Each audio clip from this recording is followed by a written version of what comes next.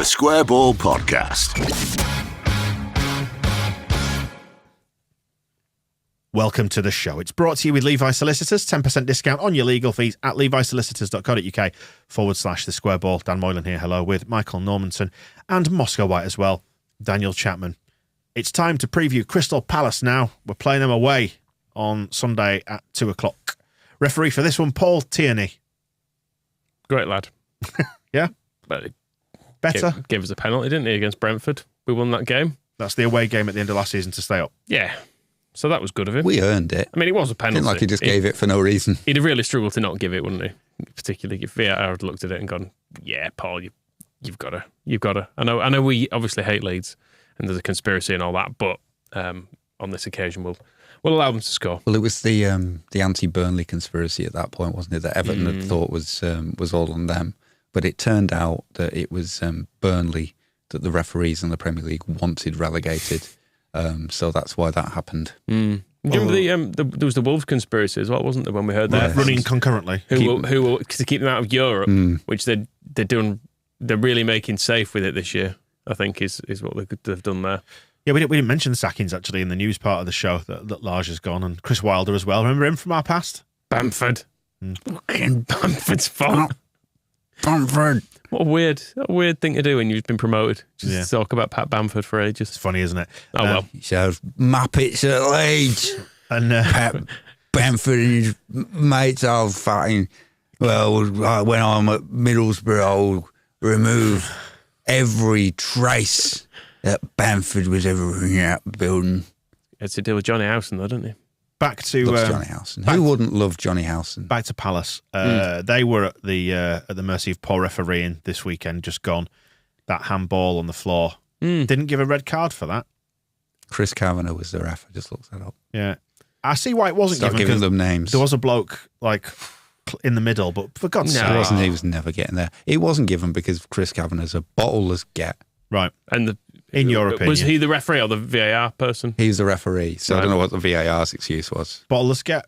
Bottleless gets. It's a bunch of bottleless gets. It's just dickheads.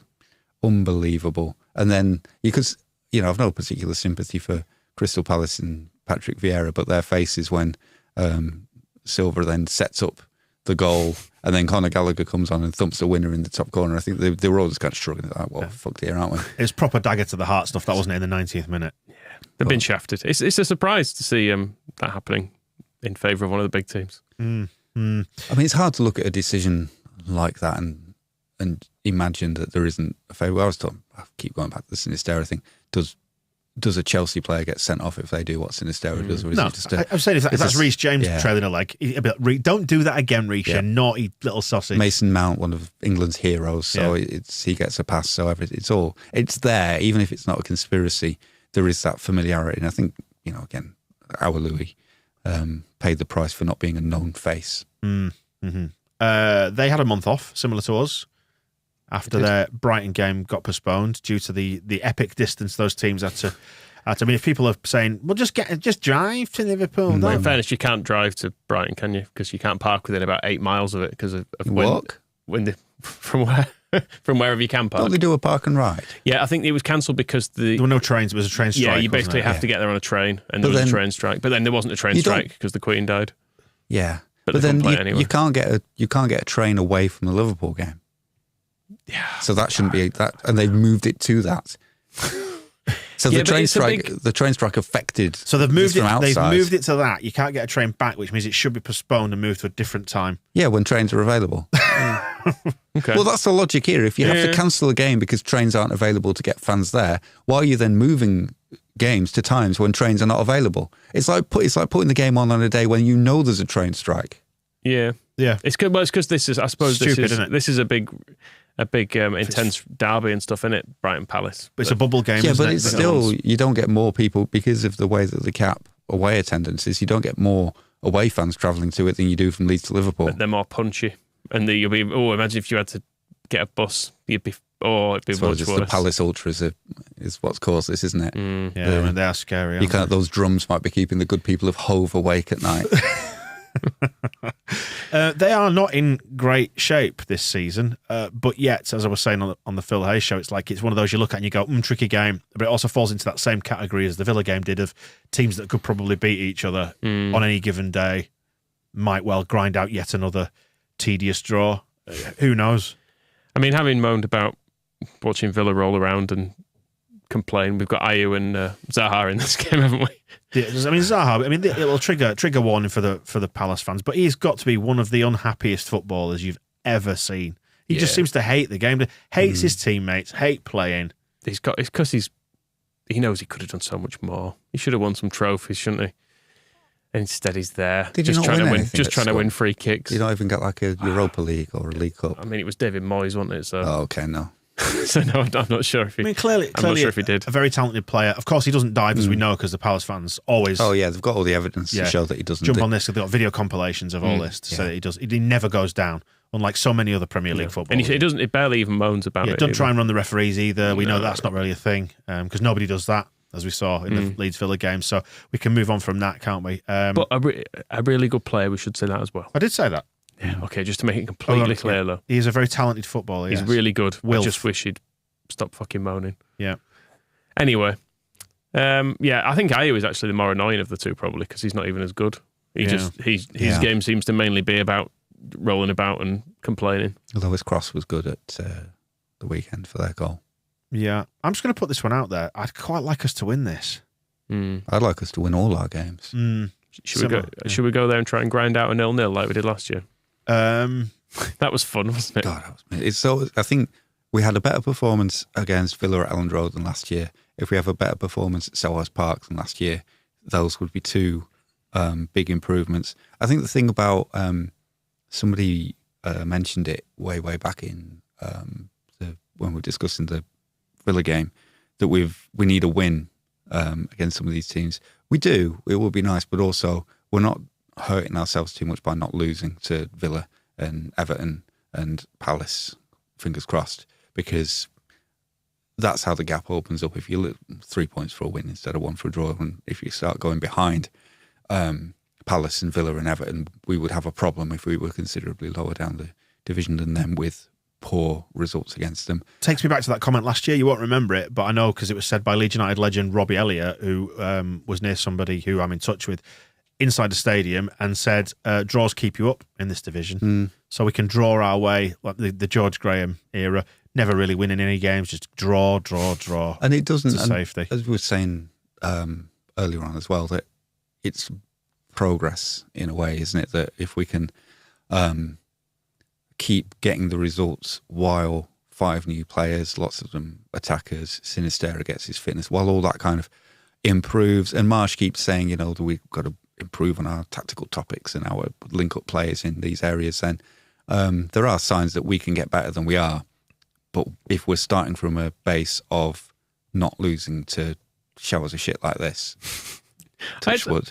I actually don't mind Palace, No, they're fine. I feel like they're at least a bit much of a muchness, these teams, aren't they? They've at least tried to do something a bit more interesting, though, haven't they? Like some good graphics at the stadium. They've signed some fairly interesting young players and what have you. Tried to do it that way. It just feels they've done it on a relatively small budget. Well, they're having to be sensible with the money. I suppose a bit like we are, insofar as that they're not trying to.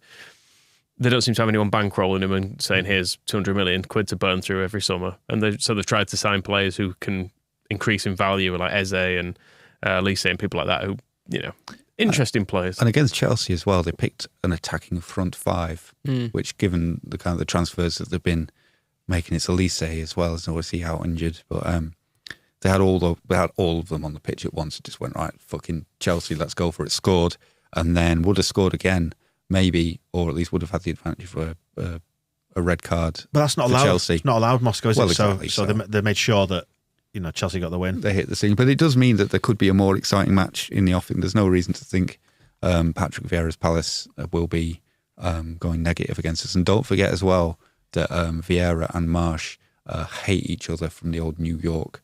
It was Abu Dhabi against Salzburg. That famous derby. Yes. Yeah, the rival. Big that just rivalry. happened to be being played in New York. But yeah, I think you said Salzburg when you meant Red Bull.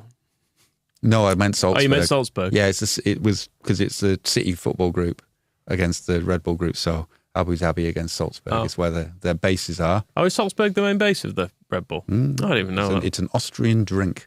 It's their it replaced it's Switzerland has Toblerones. Yeah, knives. I was thinking of Milka. St. Bernard dogs. Yeah, and Austria has Red Bull. What's your second favourite Austrian drink? It's not Schlitz because that's from Milwaukee, where Jesse Marsh is from. There's a beer that I've got a bottle of that was associated with the proper Salzburg team, Austria Salzburg, and I could picture it because it's got a beautiful bottle, and I can't for the life of me remember the name of it. Anyway, if we do draw at Selhurst Park, it would have us trending towards 45 points for a finish, just over that, which again puts you in the 12th to 14th bracket based on last season's table. Oh, it's fine, isn't it? It probably is, yeah, and it's shite, but yeah, it probably is. I hate it, but fine. Yeah. Stiegel. Yeah, Stiegel is your drink of choice in Austria if you can't get any Red Bull, obviously. Get yourself some Stiegel. Whereas if as long as you are of age and drink it responsibly. Because if you don't fulfill either of those criteria, drink the water and just don't touch Red Bull.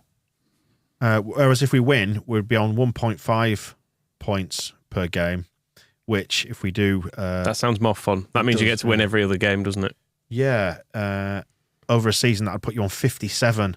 I really wish we'd been able to play that Forest game, because I feel like we'd have probably won that, and then we'd be currently sat on 12 points, which would put us 6th or 7th. Well, if we do win against Palace, that would have us trending towards 57, which would see us finishing 7th in the league. So that's but so there's your parameters. Sort of 7th to 14th is the broad area that we're kind of closing in on as the parameters narrow. Or are we just trending downwards and going to go down? 3 points off the relegation zone. We could have put that scum win in our back pocket as well, couldn't we? Yeah, not mentioning that one. We don't have a great record there, do we? We would have. That's the game we would have won. But nobody seems to be winning in the Premier League. I mentioned on the Phil Hay show that nobody below 6. There's won more than 2 games, with the exception of Fulham, who've happened to have won 3, but have also lost 3 as well. So where have all the wins gone? To the top. Okay. Arsenal have won 7 out of 8. Man City have won 6 out of 8. That's about it, really. Oh, and even Liverpool aren't winning, are they? No, they've only won 2 games. We'd be above Liverpool if we'd have beaten Forest. Yeah, it is already a bit mad down there. Like Bournemouth sacked Scotty Parker, yet are somehow on the same points as us. I don't think Scotty Parker I don't think Scotty Parker got most of those points. In fairness, they've come after sacking him. But still, it's early. They are sort of meant to be the crisis team. And that Leicester game, as well. They'll get rid of Rodgers. The Leicester against Forest game, you kind of thought whoever loses this might get sacked, and still might. I was going to say, if you look at that entire bottom half of the table, Leicester, right up against it. I've just realised that I haven't updated the table since last night. There we go. Leicester's winning in that. Yeah, so Cooper's job on the line. Leicester, job on the line. Wolves have sacked Large. Palace are still down there, but obviously giving Vieira time. Hasenhüttl's supposed to be under threat at Southampton. Moyes was being talked about at West Ham. I feel like Hasenhüttl would probably welcome being sacked. He's been on the verge of it for like 2 years. He'd probably just bring it on. Everybody below us at some point or another, which obviously stands to reason, because if you're struggling in the Premier League, your job's under threat. That's because it's the only storyline anybody's got in the Premier League. Bottom half, what do? Is we just say, all those managers are under pressure, fine. And there's probably only because it's Jesse Marsh's first full season that he's not being talked about. And because the Chelsea win was on telly. If that game hadn't happened and it had just been like a 1-0 win on a Saturday afternoon without the nation watching, I'm sure people in a similar way to, we were talking about this before, why is Gerrard's job under threat? I know Villa are awful to watch and underperforming relative to what they want to do, but it's just an absence of anybody finding anything else to talk about other than, right, talk sport, we've got 6 hours to fill. Which teams are in the bottom half? Right, let's say all those managers are getting sacked, and that'll fill a day. Rile people up on social media, and we can just bluff through the fact that none of us have got anything to say about actual football and people kicking balls and having a nice time. They started quite brightly, didn't they, the Palace? But like us, haven't won in 4. No. Well, it felt like because they drew at Liverpool and then they beat Villa, and drawing at Liverpool at that point, people thought was good, but then it turned out Liverpool was shit. So they've lost to Man City. It's a terrible result. Should have beaten them. They've lost to Arsenal, Man City, Chelsea, all of which you'd expect, wouldn't you, in the shake-up. Who's their other win against? It's just Oxford in the cup, which isn't so good. But just as a start, though, you think, all right, solid. Point at Liverpool, home win, lovely stuff. But we'll see. I mean, they've lost Conor Gallagher, haven't they, since last season as well. So I think them and Wolves were the two from last year that had quite decent seasons who I thought they might be struggling a bit, and pleasingly Wolves are. Yeah, and I think Palace are missing that one sort of body in midfield, that sort of energetic. Basically what Conor Gallagher did for them. They've not managed to find a player to do that, and they're already talking about January for that. So we'll play them now. Well, that's not a factor. Tyler Adams and Mark Rocha can run midfield, and they have what they've got coming up before the World Cup is the games against like teams like us and Villa and Everton. They've already played Villa, but that kind of they're not doing City and Arsenal and Liverpool again. So they've got a bit of this is their time to sort of build up some momentum and decide where they're going to be in the table. So hopefully we can stop that straight away, because all they're good at, according to who scored, after all that, is counter-attacks. That's their one strength. Everything else, they're very weak at protecting the lead, very weak about defending against skillful players. So give Somerville a try when we said we could give him 10 minutes from the start, maybe 20. And then they're weak at stopping opponents from creating chances, which will help us because we weren't very good at creating them against Villa.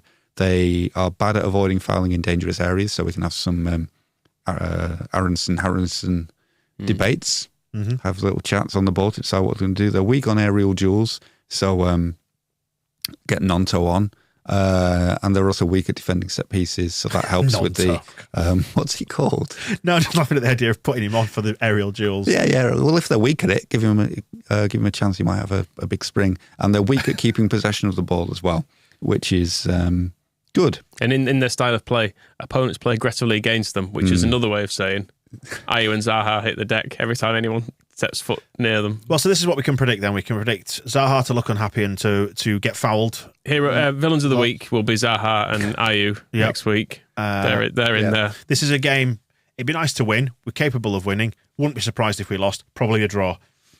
I mean, I've seen Steve Morrison score 2 goals at Crystal Palace, so you'll get him to do that again. So anything can happen. Anything can happen. Well, we'll see, won't we? We will see. There you go on part 2 of the show. Heroes and villains on the way for you again as well. Stick about. The Square Ball Podcast.